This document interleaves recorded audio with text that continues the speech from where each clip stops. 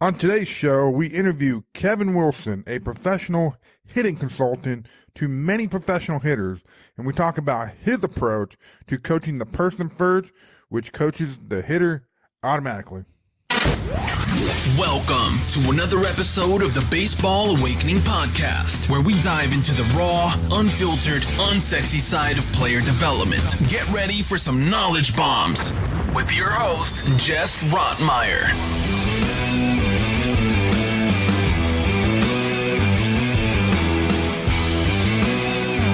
Welcome to the Baseball Awakening Podcast. I'm Geoff Rottmayer. Today, we are sitting here with Kevin Wilson of KWBaseball.com. Again, that's KWBaseball.com. Kevin is a professional hitting consultant to many professional hitters, helping them become the best version of themselves. He also created what he called the KWB experience, where he takes the amateur hitters and coaches through the process that he uses for the professional guys. He also has KWB Radio, one of my favorite, where Kevin and Joe talk hitting. And then lastly, he's written 2 books, The Good Batting Book, which is an Amazon bestseller, and then Finding Clarity. So with all that, Kevin, how are you, sir? I'm doing great, Geoff. Thanks for having me. Yeah, thanks for coming on. Listen, I want to kind of jump right into, my first question. You and I have talked before, and there are guys that teach the swing, and then there are guys that teach hitting. And if we went by the industry standard, if you will, if there is such a thing, you would be classified as an approach guy or even a mental guy. How would you define what you do? Yeah, that's a great opening question, man. You're right. I mean, there are swing coaches, and then there's hitting coaches. I certainly love to talk about that and the difference. I'm not saying one's right or wrong. Certainly, like my good friend Jeff Miller, who's the mental skills coach for the Philadelphia Phillies, he says that hitting is 100% mental and 100% physical.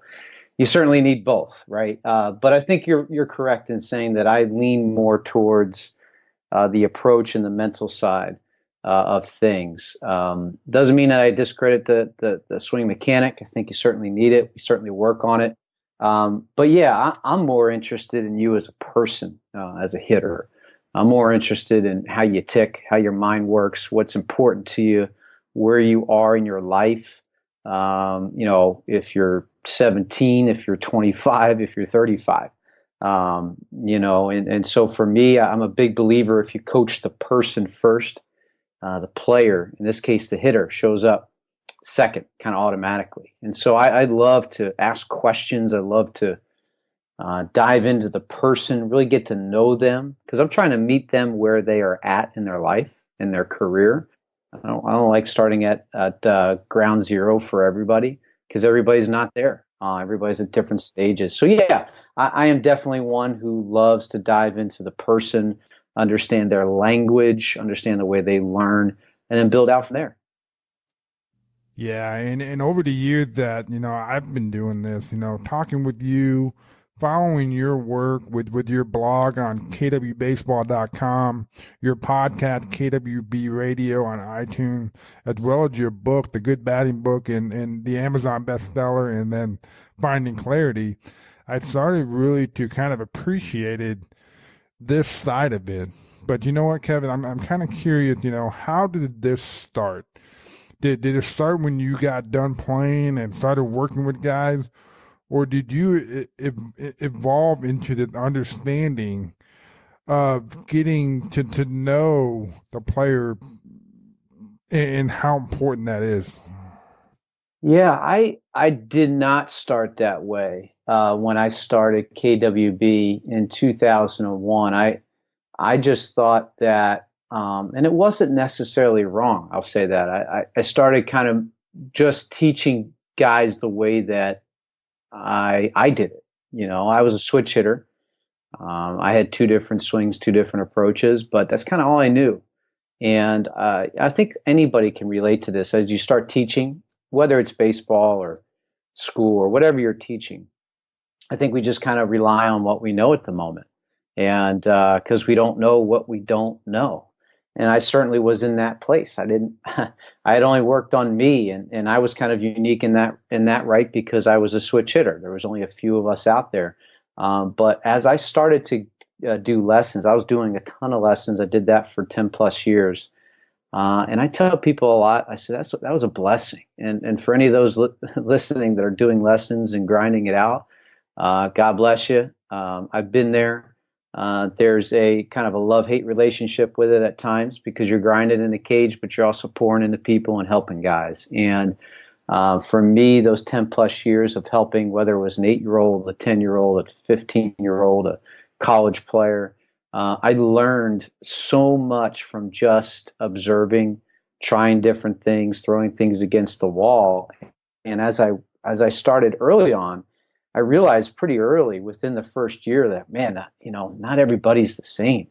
And there are so many nights I would go home frustrated because I wasn't good enough in my eyes, because that player just didn't get it. And I didn't blame the player. I see coaches sometimes, they'll blame the player for not getting it. I blame myself, because I was like, man, I want to help him, and I couldn't. So at the beginning, it was I had a small Rolodex of information, and all throughout those years, and then fast forward to now, I've just been so blessed to be around so many guys. And through that journey, I said, you know what? The more questions I ask and the better listener I become, the player, the hitter in this case, will teach me how to teach them. And now this has evolved into what you are doing now as a professional hitting consultant. You're working with a bunch of pro guys. So kind of talk about, do you still work with kind of the amateur guys? Kind of talk about what you're doing now. Sure, yeah. I'm just so grateful. I get to work with major league and minor league players. That's my main job. I'm behind the scenes in the shadow. They hire me. Most of the teams don't know I exist, which is perfect, because it's not about me. It's about helping those guys. I've been in those trenches with them, and like we mentioned before, it's more so not the hitting piece of it. I'm there more of a life coach, mentor. 10% is the hitting that we cover, but they need me for the 90% to allow them to perform. So, for me, that's my main thing. Actually, this past week, I had a client in for the first time. He flew in, and we had some work to do. He was a new client, so it was fun to kind of start his off season off. Most of the off season stuff, it's all tailored to them. All of it actually is all tailored to them. But in terms of the off season, some guys will start in November, December, and some guys will start in January, depending on where they're at in their stage in their career and their skill set. So that's my main job. I also have the KWB experience, which I go across the country and I work with high school programs, college programs, and baseball academies and travel programs where they bring me in for 2 days or 3 days and work with not only their hitters, but their coaches, and really just talk through things. And again, before I go in, it's the same thing I do with the pro guys, is say, hey, listen, what are the things that you want to work on? Whether it's, hey, the team needs better 2-strike approaches, or whatever the case may be. And I tailor the experience to what they need at that moment. So those are the two main things that we do. And you mentioned the third thing to that is we have KWB Radio, our podcast. So with my best friend, Joe Ferrero. So those are the avenues we try to hit people and try to impact and influence them. Very nice. And you can find more information on KWBaseball.com. And you know what? While I'd like to touch on all of that, let's start with talking about the work you do with your pro guys. To get an assignment like this, there's a period where you have to build the trust with these guys and get them to a point where they feel like they can open up and talk to you about what they're feeling. And a lot of what you do is really kind of a conversation, where you ask questions and listen. So can you kind of talk a little bit about what that process is like? You got a guy that reaches out to you, and you got a little bit of time to gain their trust, and then for you to kind of do your work. Yeah, it's a process for sure. Like you mentioned, for me, trust is huge. You hit it right on the head. And to gain that trust, it's kind of funny. I tell them, I may not be for you. And it's not in an arrogant way. I just know I'm not for everybody, and there are some guys that come to me and say, listen, I want to work on my launch angle. I want to work on this and that. And I'll tell them, I said, I may not be your guy. But I can forward you to a couple people who seem to be pretty good at what they do and really smart about that kind of stuff. And they may be able to help you. So sometimes I actually, divert them there because I'm not into all the complicated stuff and trying to manufacture swings. I'm here for you as a person. And hey, let's figure out what's best for you. So, at the moment, sometimes, we go through a little consultation process to figure out if I'm a fit for you as a player. And at the same time, if the player feels like I could be a fit for them, it's a two-way street, certainly. And like I said, I'm not for everybody, but I'm for somebody. And so we start with that and say they go and they say, Kev, yeah, I still want to work with you. And I say, yeah, I think I can help you. Then even before we start in the off season, I don't like to start during the season because I want to gain trust, and the off season is a great spot to be able to build from where they're at, like we talked about, meet them where they're at and build out from there. So when we start, we make sure that we have multiple conversations before we ever begin. There's video that's sent back and forth, mainly sent to me so I can see the visual and I match their audio with the visual, because sometimes it matches and sometimes it doesn't. And that gives me a pretty good idea of what we're going into. And before we even start, too, there's a process of putting a plan and a player plan in place, I should say, a practice plan in place. It's very detailed and not so much like detailed like breaking the swing down into 27 parts. It's planning out the entire off season. It's like, hey, listen, here's what we're doing. Here's our first couple of days. We're going to work on this. We're going to have, so we had a plan going in, but I'm always flexible within that plan, depending on what they pick up pretty quickly or what's a struggle, or perhaps we find something totally new, kind of like a light bulb moment. And we have to make an adjustment and be flexible and go this route instead of that route, because this route over here is way better than the one we originally thought. So that's the beginning piece of that. And then as we walk through the off season and into the season, it is, like you say, more of a conversation, and we just both get to know each other better. And just every opportunity we have, I get to know them better. They get to know me. And again, the more questions I ask and the better listener I am, the more I'm able to help them. I love it. I love how you said you were willing to make adjustments. A lot of things, it's just not a 12-step system, and this is what I do with everybody. If something isn't working, make the adjustment and help these guys become the best version of themselves. Yeah, you have to. And one of the reasons that I have found over the years, I guess one of the constant reasons guys are searching, at least for somebody like myself. And again, I don't know everything. I'm not the best hitting coach out there, but the most common thing is that they don't trust the guy they're with, and he's not as flexible, or it's a cookie cutter system, or the organization has a drill package that they're doing drills that the player doesn't even need or want to do because it doesn't help them at all. So again, that flexibility piece is huge because everybody's different and unique. And, some coaches will say, well, you can't do that for all these players. I got 13 players on my roster in terms of hitters, or I've got 100 players in the system. And I always push back with, okay, I understand. It takes work, but it doesn't take a lot of work. It's just, again, ask some questions, be a good world-class listener, and then, again, be able to be flexible and have a good feel for that process. Because if one way doesn't work, it's okay. It's not the end of the world. We'll find another way to do it. And again, I think a lot of players like that because when we do try something, they know that there's an audible in place just in case the defense lines up a little bit differently. And we had the flexibility to do that. And number two, we got the time to do it. And it doesn't take 2 years. It might take 2 hours. It may take 2 swings, or it may take 2 weeks. But either way, I think a lot of the feedback has been that they like that flexibility piece, that we can just go on the road, and if we have to move around a pothole, we'll do that. Yeah, man. And for the guy to say, I have too many guys and it's kind of hard to work it in, just remember, it's harder when you don't have the guys to trust. Yes. So work hard in the beginning and get these guys' trust. And it will get simpler over time, but the trust part has to be there. There's no doubt. And the one thing that you said, I'll repeat because I love it, is, and it's true, you got to do the hard work at the beginning, because as it goes on, it gets a lot easier. It does, because my job also with that hard work at the beginning is to teach the hitter to teach themselves. And they laugh when I say, like, listen, I'm working with you so you don't work with me ever again.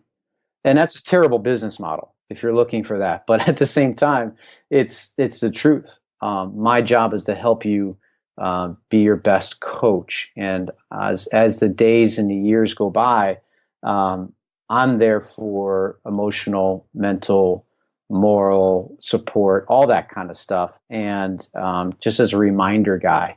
And I say, I become your ball flipper because you're figuring this out. And just my presence, a lot of the times, I think it's just, they just want my presence, not so much my information, because we've already gotten that hard work out of the way early. Yeah, I can understand that, the whole working yourself out of work concept. So anyway, so folks, you're listening to the Baseball Awakening podcast. We're here with Kevin Wilson at KWBaseball.com and KWB Radio. So Kevin, I want to talk about emotion. I feel this is a topic that doesn't get talked about enough. There's the physical part and then the mental part that gets discussed. But the emotion played a role in player development and player performance. So what's your approach to getting a guy to be in check with his emotion and then try to limit the up and down of his emotion to stay neutral? Great question. It is a piece that is glossed over, or not even, there's not much credit given to it. And I'll start here. And we mentioned it before, but they're people first. They're human beings. You're a person, you're a human being that gets to play baseball, gets to hit. And certainly our identities can be wrapped up in that, in terms of being a baseball player. Mine was, certainly. That was one of the things I struggled with in my career. Was I was Kevin Wilson, the baseball player, not Kevin Wilson, the person that gets to play baseball. And there's a lot of dark times, especially in the professional game. I always kid. I say, "You sure you want to play pro ball?" Because it is not all that it's cracked up to be. And certainly, like all of us growing up, you see the money, you see the fame, you see the travel, you see the surface. But it doesn't take long to dig underneath to really find out, like, wow, this is kind of a dark place. And so if you're not focusing on the emotional piece of this, you're not focusing on the personal piece. Like, where is your identity, and what is making you an emotional wreck at times, or what are your triggers that get you off and going down this road where you just don't want to go? That doesn't get talked about enough. Certainly, it gets talked about a little bit more today in this day and age. I would go back even 15, 20 years, and it wasn't. And you almost were considered soft if in the game, if you were going to talk about that. Just as an example, we mentioned Jeff Miller earlier, mental skills coach for the Phillies. I remember when I first met Jeff, I was with the Pirates, and he was our mental skills coach. And that was in 2005. And he was kind of one of only a few.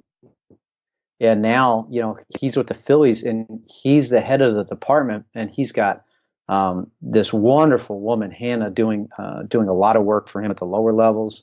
They're about to hire another person. He told me the other day. So they're building out an entire system, and a lot of other teams have mental skills coach for each level. So there is more attention being paid to that, the emotional piece. But in terms of my work, man, I can't tell you. Like I said before, 10% of what I do is hitting. 90% is a lot of this life stuff, and in this case, the emotional stuff. I love to take walks with guys, and I love taking walks and just removing them from the stadium, removing them from the toxic environment, the hotel, anything that reminds them of where their blood pressure rises, for example, and just get them out and just talk about life. Grab coffee, let's go walk. Let you unload on me. what's going on in your mind. And most of the time, I don't say a word.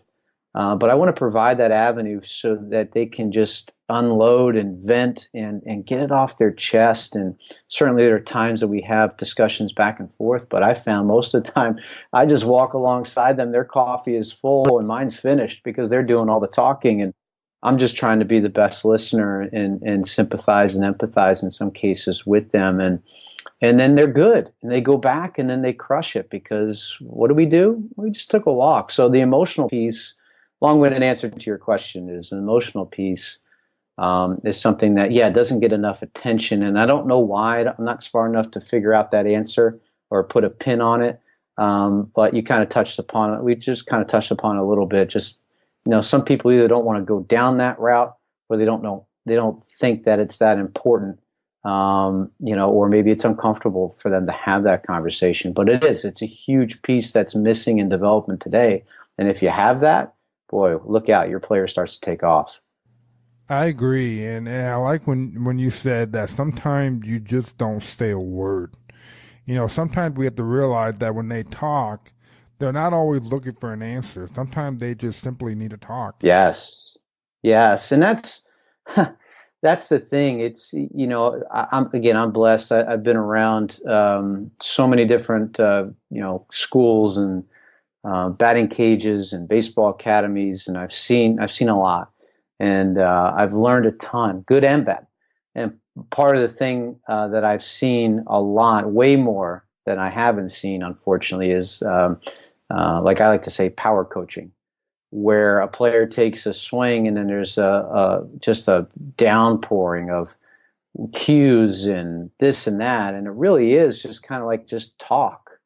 Rather than like if you're working on one thing, let the dude swing 5 or 6 times, even if he rolls over 5 or 6 times, and then walk out from behind the screen and say, "Hey, how's that feel? What's going on?"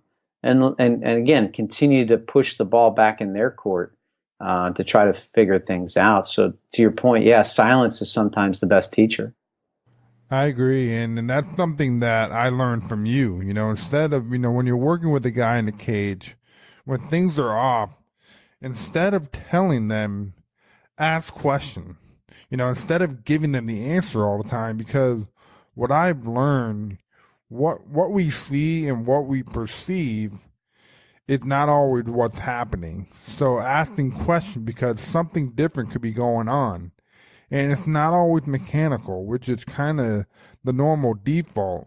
So it could be just as simple as what they're looking at or what they're thinking. Yeah, because it goes back to, you got to teach them the way they learn, and you got to figure out, because none of us are mind readers, But to your point, there are some guys that just kind of pass by that, and they don't take that into account. That just because what it looks like doesn't mean that's what they're thinking. And that's the whole swing debate too on social media, right? This guy's doing this, but not once have they asked the guy, and not once have they been around him in the cage. And now you have all these guys, these young guys, that are trying to swing a way that the guy on the video isn't even thinking about doing. It's just emotion. So you're right. It's dangerous to teach without knowing what's going on in that person's mind. I agree. And so let me ask you, you have a guy, let's just say for an example, he's in AA and kind of knocking on the door. What's the conversation like with him on the night that he goes over and he gets this feeling like he's blown the whole season and they're going to send him down or they're going to take him out of the lineup? What's that conversation like? Because bad days are going to happen. It just happens. The game's hard. So what's the conversation like to keep them positive and focused on the task in hand? Yeah, that's a great question too, because it's really relevant to any level you're at, right? I think, but you're just talking about, just as an example, AA. I love to break the season down into 2 weeks, Monday through Sunday. I love small sample sizes. I love stuff that you can control, that you can manage.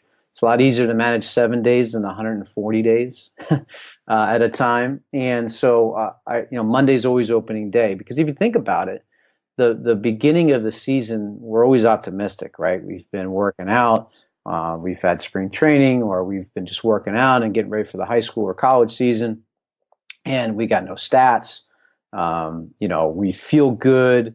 We're just optimistic. Well, if we start the season 1-for-6, then we're like, oh man, I only got 50 games left, or oh man, I got 137 games left, and I got to make this up because the board says I'm like 210 or 167 or whatever, and we go into panic mode. I raise my hand because I did the same thing. We've all done it.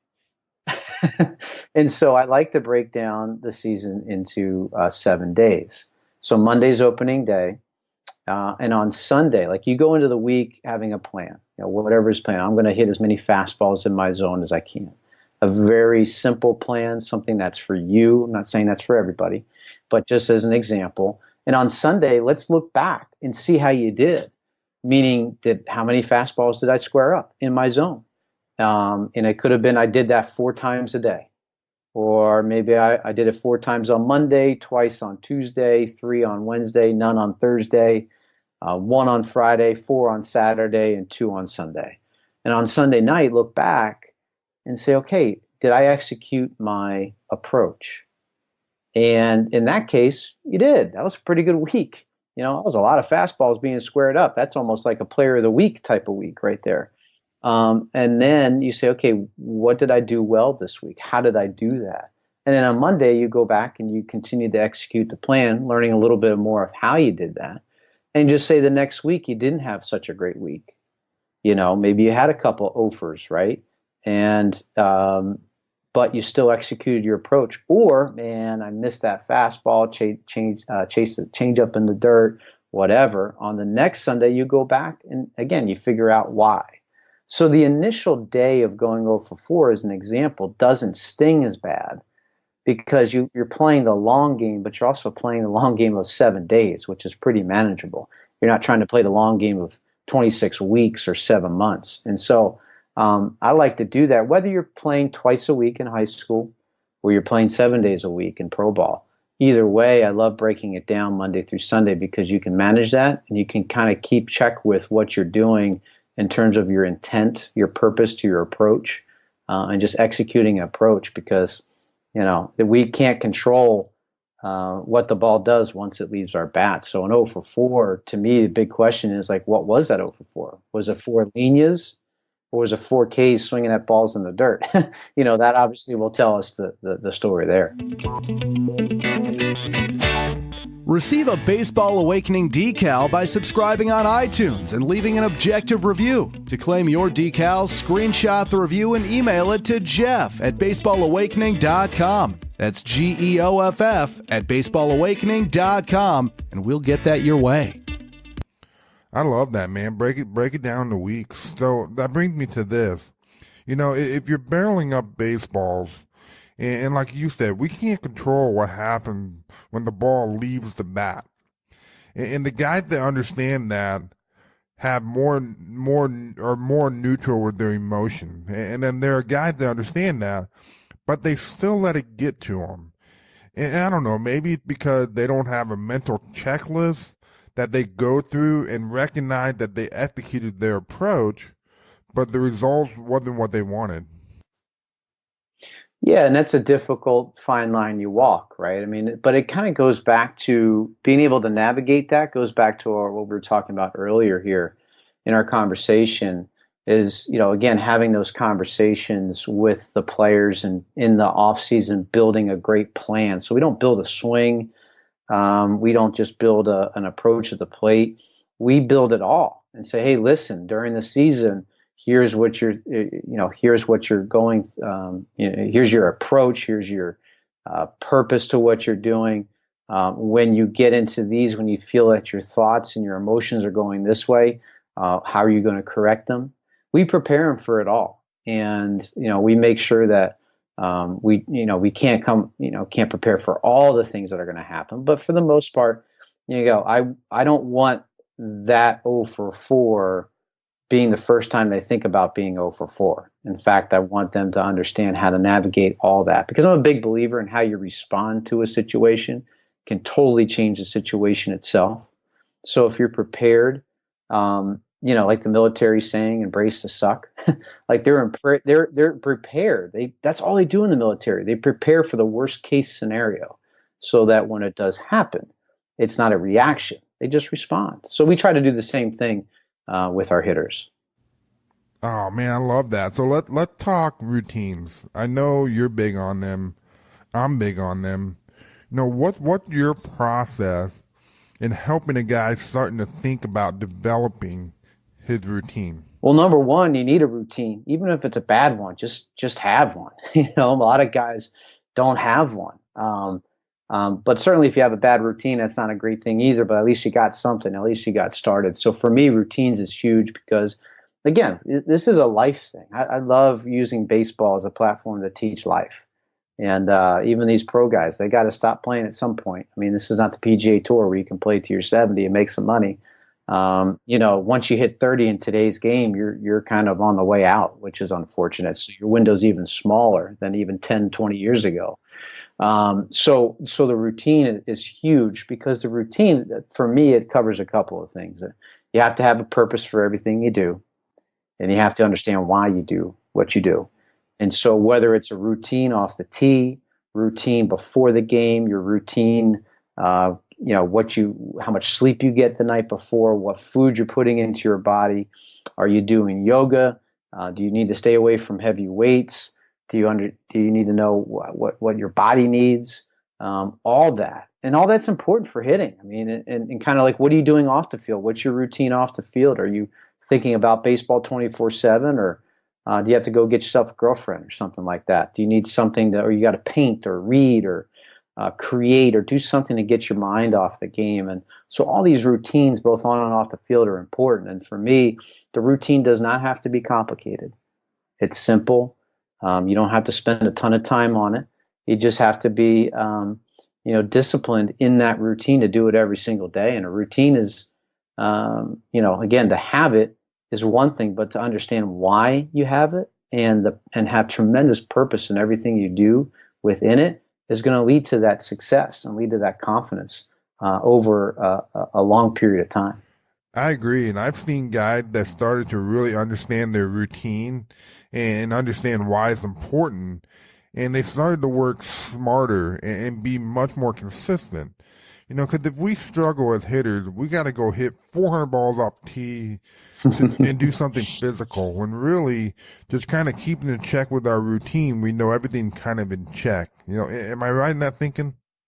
Yeah, you're right. And that goes back to kind of your purpose, right? And really understanding what this is all about. If I go 0 for, it doesn't mean that my swing is jacked up. Now, your swing might not feel great, and that's fine. And some guys will certainly go in after the game and work a little bit more. I'm not against it, right? But as a coach, if we put our development hat on, our hitting coach hat on, or our manager hat on, you have to monitor those guys. So some guys can do that, and it's a detriment to them. And again, it goes back to knowing your personnel. Know that if a guy doesn't do it that much and you can trust him a little bit and he doesn't feel right, even if, like, there's some guys I work with, even if they had like a couple hits, they just didn't feel right, but I can trust them to go into the cage after the game and spend 5-10 minutes by themselves in a cage, just on the tee, and just do their thing. Oh, that's it. That's what it was. Boom. And they fixed it right there. Right. And then they go home. And other guys like, hey, listen, you're not going in the cage because I can't trust you, because you're going to spend those 3 hours in there and you're going to take 1,000 swings and you're going to get even more tired and more ticked off and worse.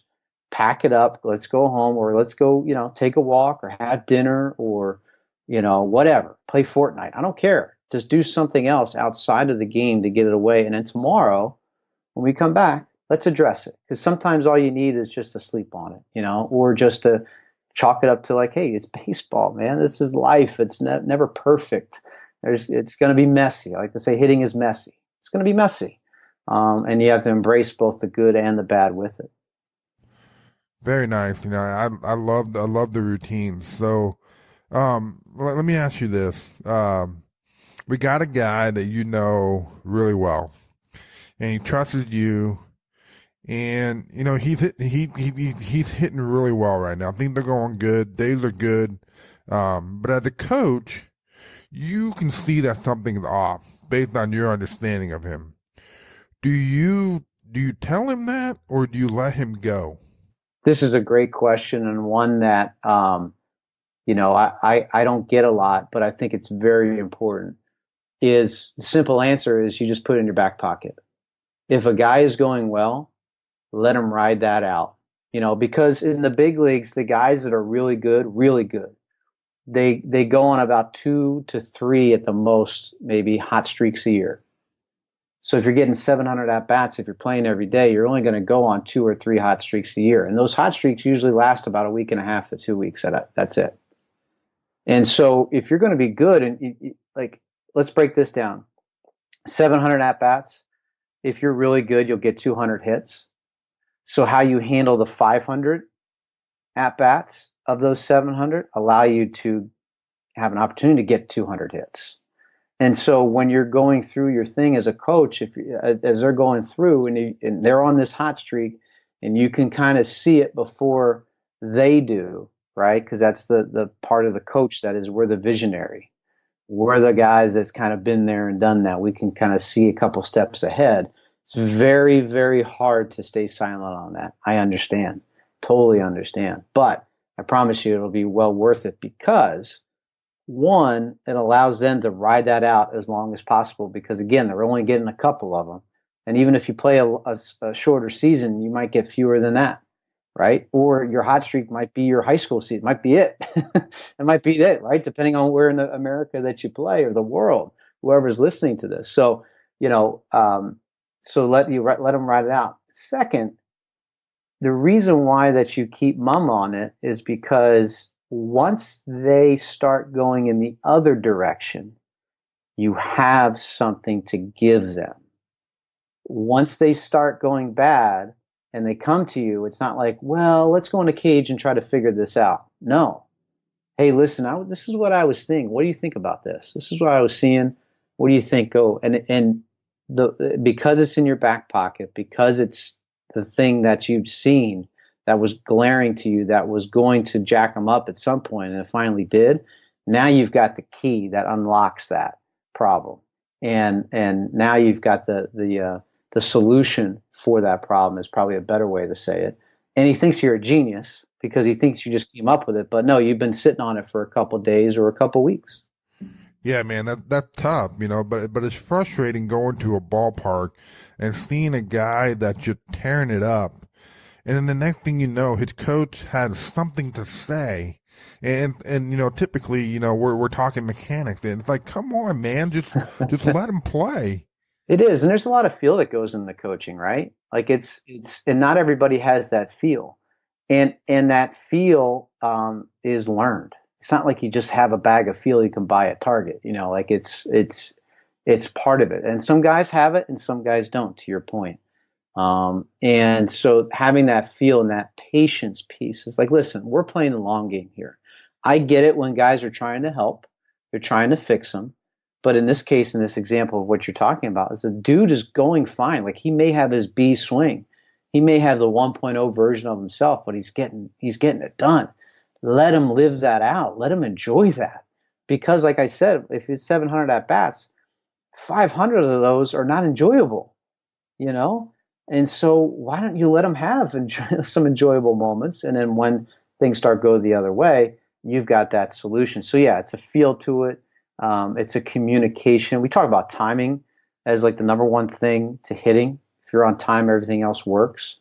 But there's also a timing to your communication. And this is a great example of that timing.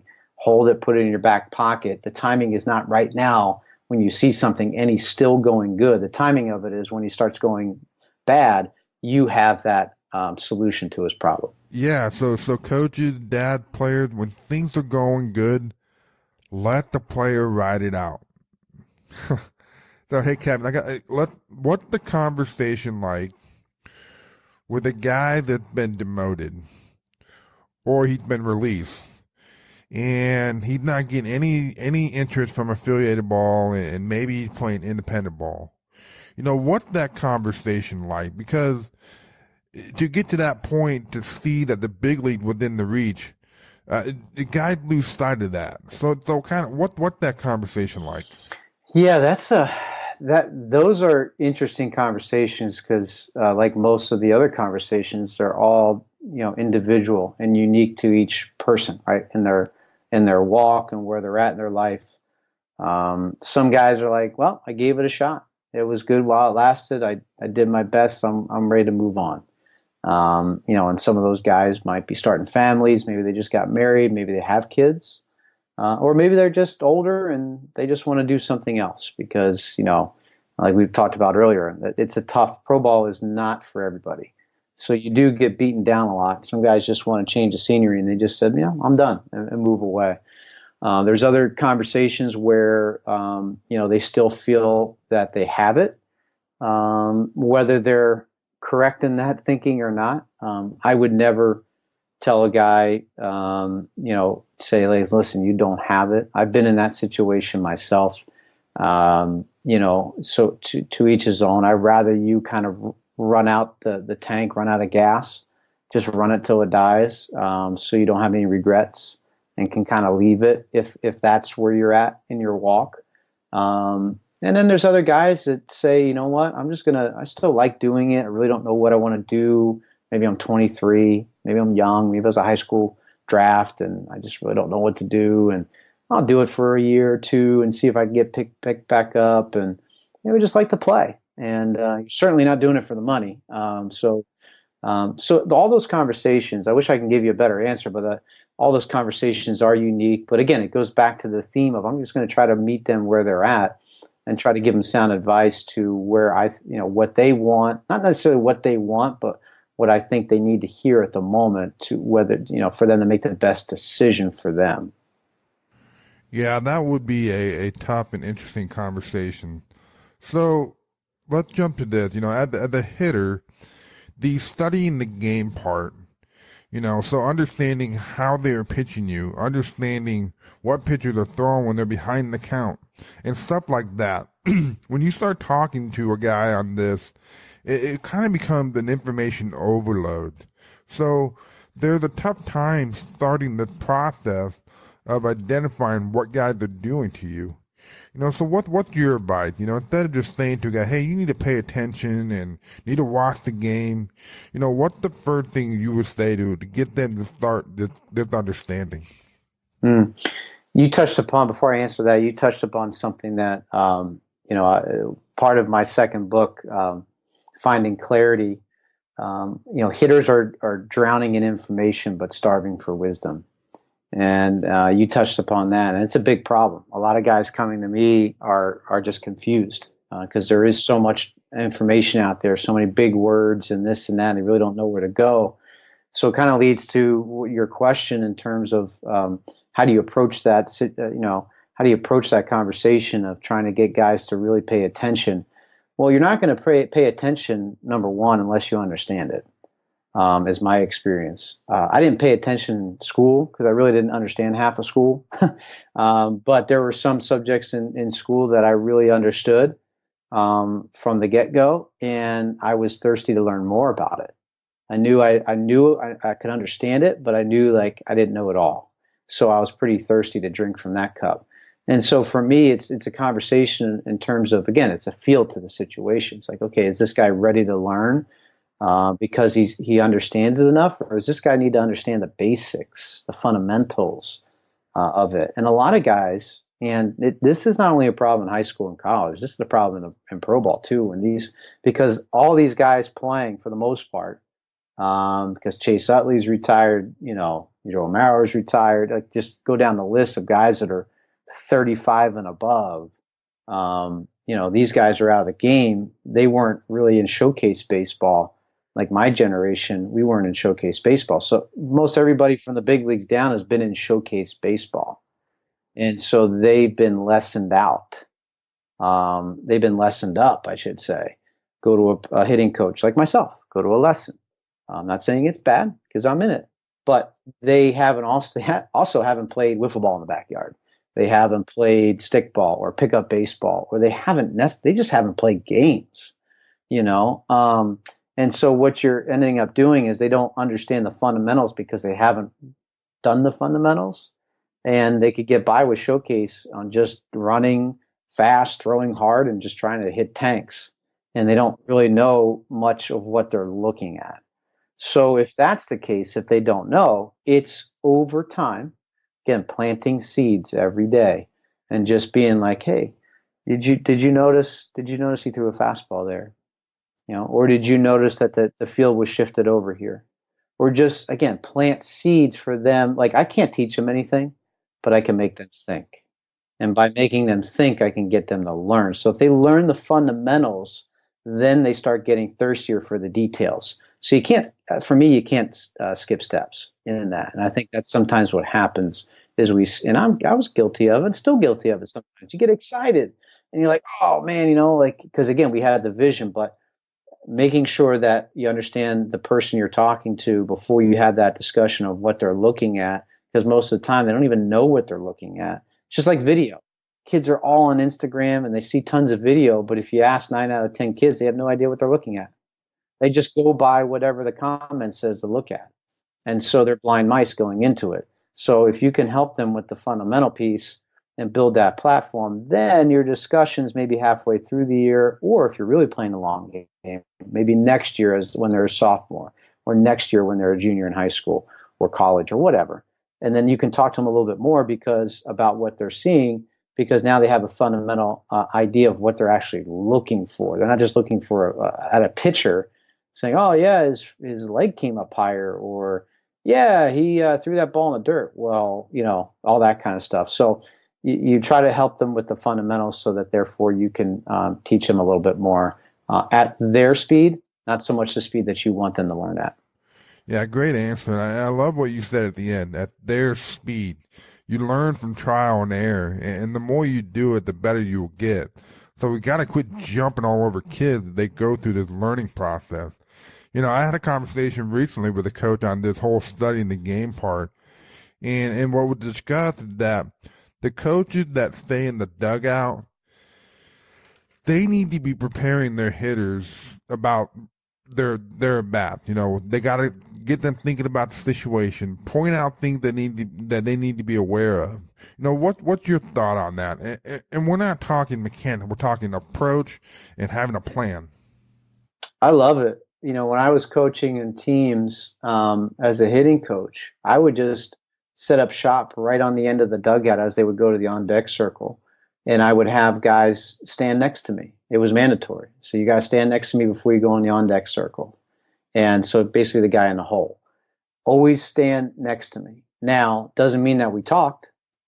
I wanted them to get into a routine of standing next to me, because as we were going along, I wanted the opportunity to say something, or to just put my arm around them, or for them the opportunity, whether it was the minute, 30 seconds, 3 minutes before they went onto the on-deck circle, just to ask me questions or talk to me or whatever. So I'm huge on that, because it goes back to what you're saying before. Hitting is a conversation. I wanted that to be an option. I didn't want to force them, but I wanted to be a part of their routine, like we talked about before, that before they went up, they had to stand next to me. And as the season would go each time, it was great because I did a lot less talking, and they would just tell me what to do. I remember one year I had a young team, and beginning of the year, one thing I did force them to do, and force is probably a bad word to use, but what I did highly suggest them to do was, before you go up to the plate, before you even get on the on-deck circle, tell me what your approach is going to be. For example, I'm hitting the fastball in my zone, Kev.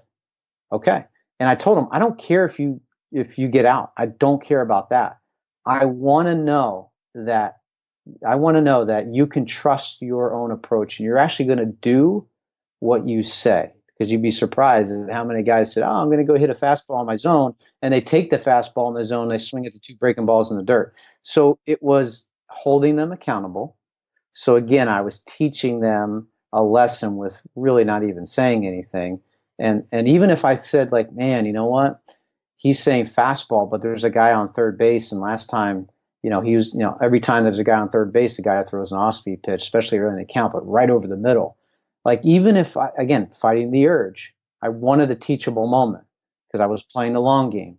And especially during the regular season, I would play a long game. If it was Game 7 of the World Series, yeah, I might be like, you might want to think about that. But again, if we're for most of us during the regular season, I wanted to use as a teachable moment and let him throw over the breaking ball, for example, and then throw a couple fastballs high and this, that, and the other thing. And all of a sudden, now if he throws a couple he takes that and he comes back and says, you know what, man, he didn't even give me a fastball in my zone, but he gave me that off speed. Maybe I should hit that later. And then I would take the opportunity to say, you know what, George, that's a great idea, man. You know what, let's try that next time. Next time there's a guy on third base with this pitcher on the mound. I think that's great. So you kind of trick them into thinking it's their own idea, because it kind of was. But at the same time, you're empowering them, because all of us, if we think we came up with the answer, we're going to retain that. We're probably going to do it on our own. I love it. And the coaches listening in, I would highly recommend doing that and teaching your hitters what to look for. So let's jump to this, Kevin. Let's talk about the travel work that you do for your high school, college, and baseball facilities. Yeah, you talking about the KWB experience? Yeah. Yeah. No, thank you for the opportunity to talk about it. Yeah, it's something that's really near and dear to my heart. I love doing it. I work with college, high school programs, as well as travel programs, high school and above. And the reason for that is, again, a lot of the stuff we're talking about, I love to talk with them through the hitting pieces of it and have that conversation with them and really help navigate when they get to that point where I feel high school is, that's the separator. That's one of the first separators. Where you get to high school, we get that 14 age group, 15, 16, where you're like, oh, now I'm playing against 18-year-olds and I'm 14 and I'm 62 pounds still. Like, there's those limitations. And also, you may be the 200-pound freshman, but you really don't know what you're doing up there. So I like to go in, and again, before going in, I like to say, okay, what does that program need and how can I help? Sometimes I can't help, but when I can, majority of times I can, but we're say, okay, we need help with our mental game, our emotional game.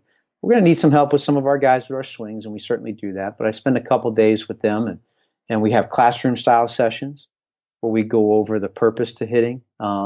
We go over, we have checklists, and we go over a lot of the stuff we're talking about today.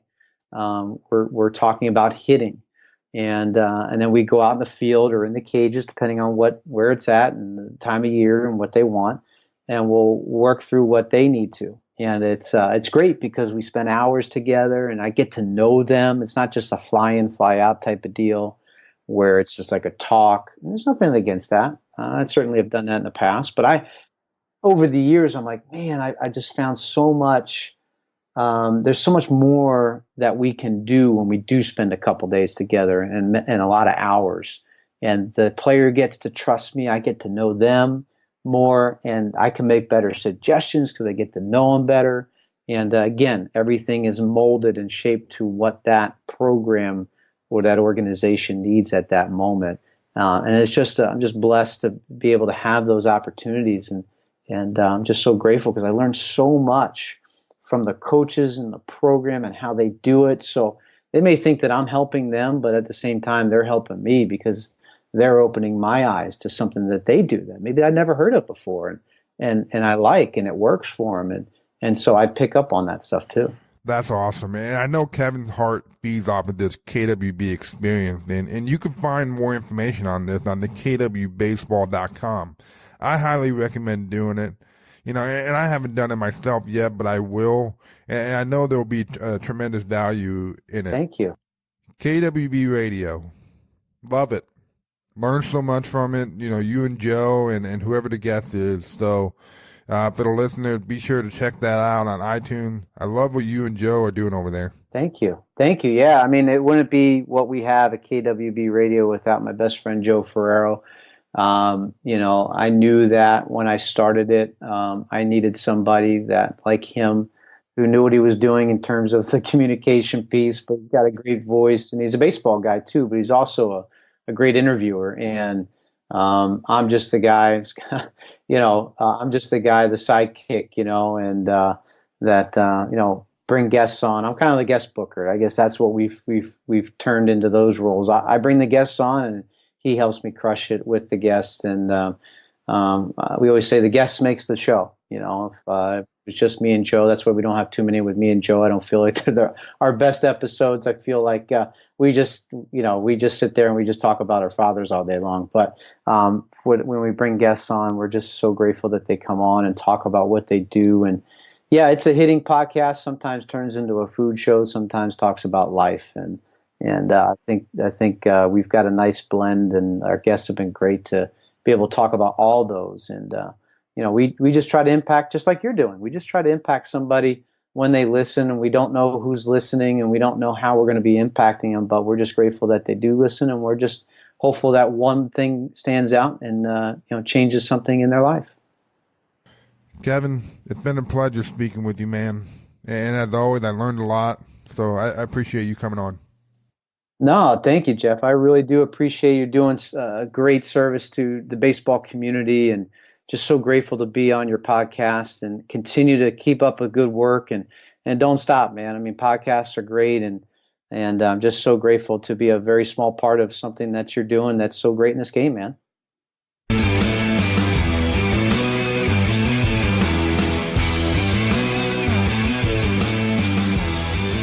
I'm Geoff Rottmayer, and thank you for listening to our conversation on the Baseball Awakening podcast. Stay tuned for our recap show tomorrow.